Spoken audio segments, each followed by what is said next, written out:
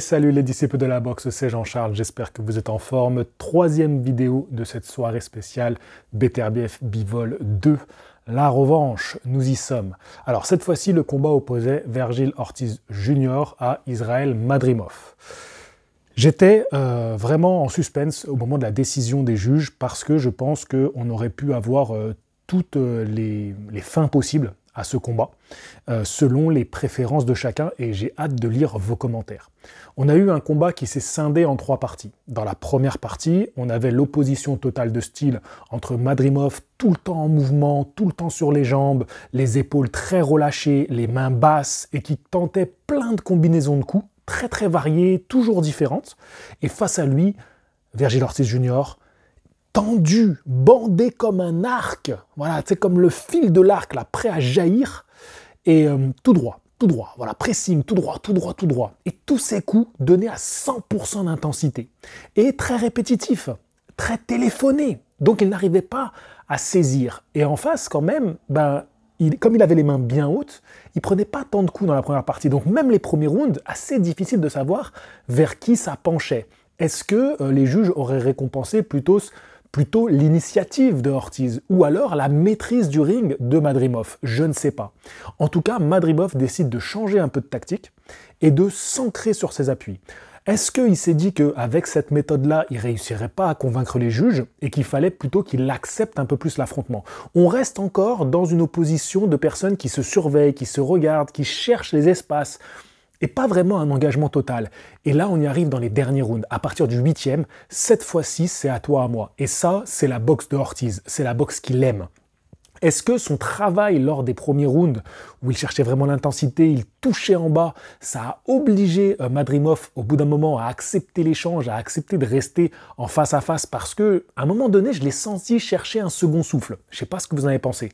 Mais en tout cas, les trois parties du combat, c'est plutôt selon l'initiative de Madrimov et pas de Ortiz qui lui a proposé tout le temps la même tactique de combat, même s'il s'est un peu amélioré parce qu'au début, je vais vous dire, je trouvais qu'il manquait d'intelligence de ring, qu'il n'a pas proposé vraiment d'autre chose pour arriver à plus cadrer son adversaire et plus à le toucher.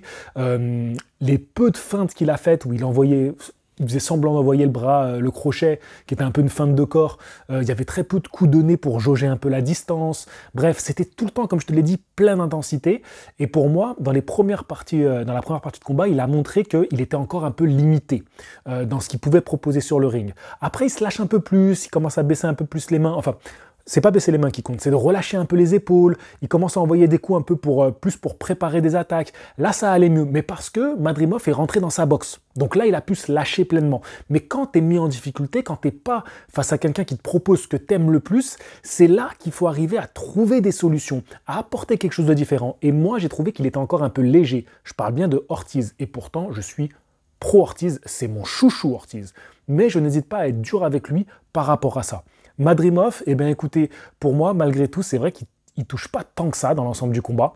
Après, il donne beaucoup de coups, il propose des choses, ça aurait pu convaincre les juges également. Je pense que ce qui marquera quand même les esprits, c'est à la fin, où dans les échanges, c'est Ortiz qui a remporté les moments les plus cinglants, les coups les plus nets, c'est lui qui a fait reculer quand il fallait. Donc je pense que ça fait quand même pencher la balance en sa faveur, pour moi, sur l'ensemble du combat. Il a marqué les moments décisifs. Après, pour moi, quand tu vas à l'échange avec lui, moi, il me fait penser à Kenpachi dans Bleach. Voilà, c'est un personnage, si vous ne connaissez pas, c'est un personnage, il aime que les combats à mort. Voilà, lui, toute sa vie, c'est des combats à mort. Donc, dès que tu fais un combat avec lui, c'est toi ou c'est lui. Et sache que lui, il veut que ça soit toi. C'est un peu Ortiz, toi, c'est un peu cette mentalité. S'il y a un point que je voudrais garder à la fin de cette vidéo, qui est pour moi qui est important pour Ortiz, c'est que malgré un Madrimov qui pouvait être un peu roublard, qui pouvait coller la tête, qui pouvait faire des trucs un peu salauds, il est resté dans son combat. Il n'est jamais sorti de son combat, même quand dans les rounds, tout le monde se mettait à lui parler, tu avais Bernard Hopkins et Oscar de la Hoya qui venaient lui donner des conseils, c'était quand même compliqué. Il est resté dans son combat, avec sa férocité habituelle. Moi, j'avais toujours eu peur que cette férocité le fasse sortir de ses gonds le jour du grand combat. Tu vois qu'il se laisse emporter par la colère. Et ce n'est jamais bon de se laisser emporter par la colère, car la colère mène au côté obscur. Et ça, vous le savez tous. Donc voilà, et je trouve que là, dans cet affrontement, non, il est resté et sa colère était toujours dirigée vers sa volonté d'attaquer, de mettre ses combinaisons. Voilà, je pense que j'ai fait le tour. C'était une belle opposition quand même technique entre les deux. Et très heureux que Ortiz ait remporté ce combat-là parce que je l'aime beaucoup. Voilà, tout simplement. Mais Madrimov n'a pas démérité. Il a fait quand même un chouette combat. Et puis à la fin, voilà, qu'il aille à l'échange, qu'il tente plein de combinaisons, c'était bien. Big up à Antenne Box. Voilà. Ortiz t'a écouté, il a levé les mains, il était vigilant.